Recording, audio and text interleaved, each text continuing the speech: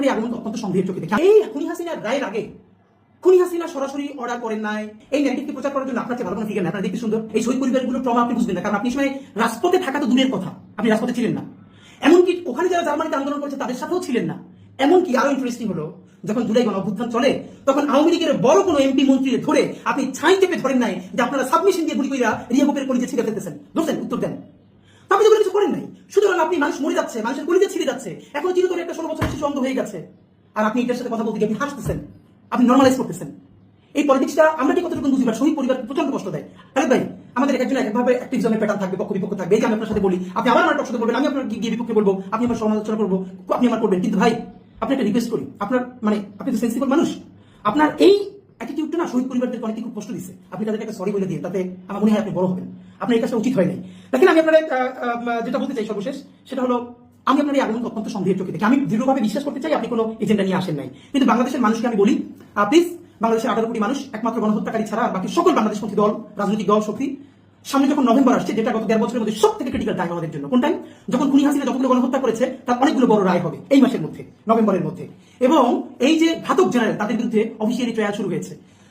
আওয়ামী লীগ চাচ্ছে, এমনকি সেই ঘাতক জেনারেলদের একটা অংশ, আওয়ামী লীগ, ইন্ডিয়ার সেই লবি, সবাই মিলে এখানে এমন একটা টেওরিক সিচুয়েশন তৈরি করতে চায়, যার ফলে এই সরকারকে ফল করিয়ে একটা নতুন, একটু লেস আওয়ামী লীগ এমন একটা গভর্নমেন্ট তৈরি করে তারপরে 6 মাস 1 বছর চালিয়ে নির্বাচনটাকে বানচাল করে দিয়ে এরপর আওয়ামী লীগকে ফিরিয়ে এনে একটা ইনক্লুসিভ ইলেকশন আমি নির্বাচন করতে চাই। তো এই প্রথম প্রক্রিয়াটা হলো এই নির্বাচনকে, এই বিচার কাজকে বাধাগ্রস্ত করা, তারপরে নির্বাচনকে বানচাল করা। এই জন্য আপনার যেটা লাগবে, এখানে সব থেকে পাওয়ারফুল সিভিল সোসাইটি, তারা নতুন নতুন ন্যারেটিভ উৎপাদন করবেন।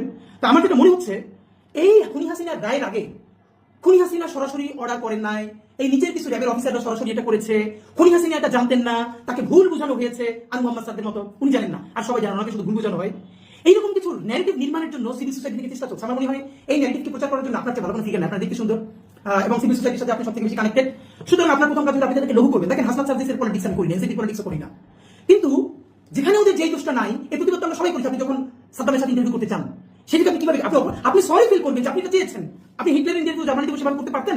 আপনি কি এখন আছে জার্মানি যদি থাকেন, আর এখন যদি হিটলার থাকতো, আপনি জার্মানিতে বসে বলতে পারতেন যে আমার জেল হলে হোক আমি হিটলারকে ইন্টারভিউ করবো? কিন্তু আপনি বাংলাদেশে বসে বলতে পারতেছেন না, কারণ আমরা মনে করি আপনাকে এবার পাঠানো হয়েছে অনেক হিসাব বিকাশ করে। এখানকার হয়তো কোনো একটা এজেন্সি পাওয়ারফুল, তারা আপনাকে পুশ করেছে, আসেন বাকিগুলো আমরা ঠিক করছি। আপনাকে আওয়ামী লীগ, হাসিনা, অন্যান্য যারা আছে, তারা যে কোনো ভাবে আপনাকে কনভিন্স করতে পেরেছে যে আপনি আসেন, সেই কথাগুলো বলতে শুরু করেন। এটা যদি না করেন, আপনি এসে এই কথা আপনি কেন বলছেন? তো প্লিজ, আমি আপনাকে বলবো যে আপনি যে সাবেক প্রধানমন্ত্রী বলছেন, আপনি যদি সারাদিন গ্লোরিফাই করতে পারলে আমার কোনো সমস্যা নাই, কিন্তু প্রকাশ্য দিবালোকে খুন করছে সেই খুনিকে আপনি খুনি বলতে পারেন না। কিন্তু বিনা ভোটে এমপি হয়েছে, মন্ত্রী হয়েছে, এবং তাবেদারি করে দেশ বাঁচছে, তার এখন আপনার সাবেক প্রধানমন্ত্রী বলে বলা লাগে। এই যে আপনার ফেটিস, মানে এটা তো আমাদেরকে আসলে বুঝতে হবে যে আপনি কোন উদ্দেশ্যে কাকে কি বলছেন। তো আমি আপনাকে দেশবাসীর উদ্দেশ্যে বলতে চাই, সম্ভবত এটা একটা খুনিদের প্রথম টেস্ট কেস। তারা এরকম বয়ান বিভিন্ন জায়গা থেকে তৈরি করবে, লিখবে, বলবে।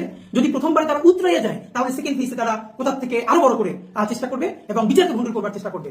আমি সর্বশেষে আপনাদের মাধ্যমে যেটা বলতে চাই, খালেদ মহিউদ্দিন থেকে শুরু করে অন্যান্যরা এটা জীবনে সাহস পাইতো না। সাহস পাইছে শুধু রাজনৈতিক দলগুলোর অনেকের কারণে।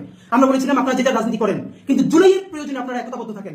জুলাইয়ের ক্যারেক্টার বলি, জুলাইয়ের স্পিরিট বলি, যেটা আপনারা ধ্বংস করেন না। নিজের 5 বছরের রাজনীতি, নিজের ক্ষমতার জন্য জুলাইকে ছোট করেন না। জুলাই না বাঁচলে বাংলাদেশ বাঁচবে না, স্বাধীনতা সার্বভৌমত্ব বাঁচবে না।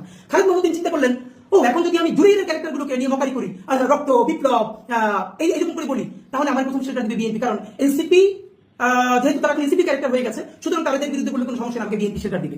তো এই যে আমাদের পলিটিক্যাল বিভাজন হলো জুলাইকে কেন্দ্র করে, আজকে বিএনপির বিরুদ্ধে বলে সেটা দিবে এক গ্রুপ, আবার এনসিপির বিরুদ্ধে বলে বিএনপি সেটা দিবে, করে আপনারা একদিন দেখবেন একটা কবিতা আছে না, যে আজকে ওরে ধরে নিয়ে গেছে, আপনি বলবেন ও তো আমার শত্রু, ওরে ধরে নিয়ে গেছে, থাক, আমার প্রতিবাদ করার দরকার নাই, ও তো আমার বন্ধু না। এরকম প্রতিদিন আপনি চুপ করে থাকবেন, কিন্তু সর্বশেষ আপনারা নিয়ে যেদিন ধরা হবে, সেদিন আপনার প্রতিবাদ করবার মতো আর কেউ থাকবে না। কারণ এর আগে সবাইকে ধরে নেওয়া হয়েছে, কিন্তু আপনি তখন প্রতিবাদ করেন নাই। আজকে এনসিপি লিডারকে বলে বিএনপিকে অ্যাডভান্টেজ দেওয়া হবে, তারা নাই হয়ে যাওয়ার পরে জামাতকে ধরা হবে, জামাতকে অ্যাডভান্টেজ দেওয়া হবে বিএনপির বিপক্ষে, করে করে করে করে বাংলাদেশের সকল শক্তি নাই হয়ে যাবে এবং আওয়ামী লীগ কামব্যাক করবে। সুতরাং সেন্সিবল সকল মানুষের প্রতি আমার বিনীত অনুরোধ, সামনের নভেম্বর বিচারের প্রশ্নে কোনো আপোষ করা যাবে না। আমাদেরকে বিচার এবং সুষ্ঠু বিচার ঘরে আনতে হবে। এই প্রশ্নে বিএনপি, জামাত ইসলামী, এনসিপি, গণ অধিকার পরিষদ, এবি পার্টি, যত দল আছে সবাইকে আমাদের ঐক্যবদ্ধ থাকতে হবে। আপাতত আমাকে অ্যাডভান্টেজ দিয়ে যদি আরেকজনের বিপক্ষে বলে, এটাকে আপনি হাসি মুখে নিয়েন না। মনে করেন পরের দিন আপনার উপরে ছুটবে, কখন? যখন ও আর আপনার ব্যাপারে সাহায্য করতে আসতে পারবে না। তো আমি আপনাকে বলি, খালেদ মহিউদ্দিন ভাই, আমি আপনাকে চাইলে আরো প্রচন্ড ভাবে বলতে পারতাম, এবং কিন্তু আমি আসলে অনার করতে চাই আপনাকে ওই জায়গাটা, এবং আমি মনে করি দৃঢ়ভাবে বিশ্বাস করি আপনি যে বডি ল্যাঙ্গুয়েজটা শো করেছেন, এটা জুলাইয়ের শহীদ পরিবারের প্রচন্ড কষ্ট পেয়েছে, আমাদেরকে জানিয়েছে, আপনি তাদেরকে সরি বললেন।